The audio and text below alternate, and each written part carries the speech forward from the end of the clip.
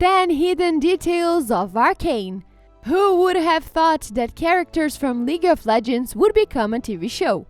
Even if you're not a player of the game, you will definitely enjoy this show. However, if you haven't seen it yet, we warn you that this video contains some spoilers. Said that we are going to show you some of the many Easter eggs and hidden details in the show that many of you didn't notice. Rivers and Mighty Towers. In the opening scene, our main characters Vi and Powder are walking across the bridge between the two main nations of the show, Zaun and Piltover, where the war between them took place, killing the girl's parents. In this scene, there is a song that's being hummed, which is called Dear Friend Across the River. The song is a reference to Rivers and Mighty Towers, which are two key map elements from the game. So come across the river. Benzo's shop. There are many little details hidden in Benzo's store. In the scene where the little man, who is also known as Echo, is first introduced, we see him fixing a clock, which is a hint to his character in the game, who has everything to do with time. On episode 7, when Echo fights Jinx on the bridge, the beginning of their fight is played out and then it gets rewinded, showing how his ultimate ability works in the game, where he can go 4 seconds back in time. The object Benzo is examining, it's actually an old now non-existent item called Heart of Gold. Oddly enough, he's gone not much longer after this scene. At the back of Benzo's shop, there is an obvious reference to one of the most common items in the game, Rabadon's Death Cap. And right above the entrance door, there is an object that belongs to none other than Tryndamere, one of the original champions in the game. In the sequence when the Enforcers come into the Benzo's shop, Echo tries to listen to their conversation and spy through a camera installed inside one of the 3 masks, to which resembles 2 items from the game Liandry's Torment and Hunting Guys. Jace's Hammer. The place our favorite gang breaks into belongs to Jace, who we meet in episode 2 while Powder is searching for important objects. She comes across a sandwich and can't help herself. While she reaches to get the snack, did you notice the Easter egg? On the table are blueprints to Jace's iconic hammer from the game, and the same one that we later see burst out in that epic fight with Vi in episode 8. Runeterra Incognium.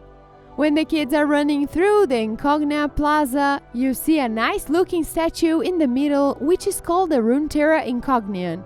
Well, turns out that this statue was there not only for decoration, but to be able to locate any individual in the world. But guess what? The entire first act of Arcane is about finding the 4 kids who caused the incident. Seems like the lifetime work of Valentina Zindello is just a piece of decoration now. Nice shot, Cupcake.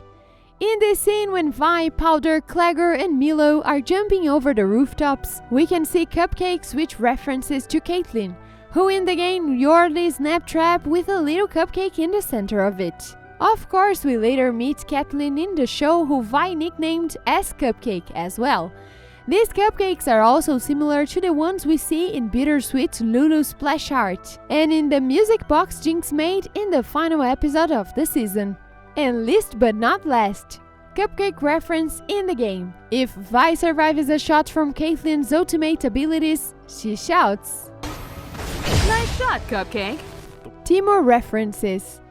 The first reference to everyone's most loved mushroom contains sarcasm, is when Powder runs away from the fight with Deckard and his goons.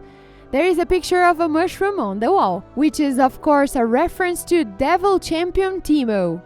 Teemo was one of the original 17 champions of the game, and his ultimately ability to place invisible mushrooms all across the map makes him one of the most annoying champions to play against. But this is not the only Teemo reference we see in Arcane. We can see it on the lanes when the kids are heading home, while Powder plays some arcade game with Teemo on it, in the book in Marcus's daughter's womb, and last on the wall of the Firelight's base. Fish bones. In the following scenes after Benzo's place, Jinx is adjusting her gadgets, and we can get a shot of her pillows, in which one of them look very similar to a rocket launcher from the game Fishbones. Don't you think? Singed. At the end of the episode 1, we finally meet our main villain, Silco. Seems like he's having a conversation with a scientist who does not have a name at first. Although if you watch this show with closed captions, you will find out that this scientist is none other than Singed, another character from the game. Vi's real name. Vi's name had never been formally announced before Arcane's release. However, in this scene where Powder is really upset for being left behind from her sister and the others, we get a shot of a little box of Powder's things, and the first thing we see is Vi's full name on a piece of paper, and the second thing we see are 2 wings, which are a reference to the Star Guardian Jinx skin. By the way, that skin has 2 mascots associated with it, called Shiro and Kiro, or white and black in Japanese. Isn't that a coincidence that Powder and Jinx are 2 opposite personalities too? Powder's dark side. At the end of episode 3, after Vi leaves Powder behind, the little girls find Console in Silco's arms, and I guess that's when she officially becomes Jinx. After being called so by her sister, you get a shot that highlights her eye as they turn from grey to purple, foreshadowing episode 8 where Jinx is infused with Shimmer after she barely survived in the battle on the bridge with Echo. And that's all for today. What did you think of season 1 of Arcane? Let us know in the comments below.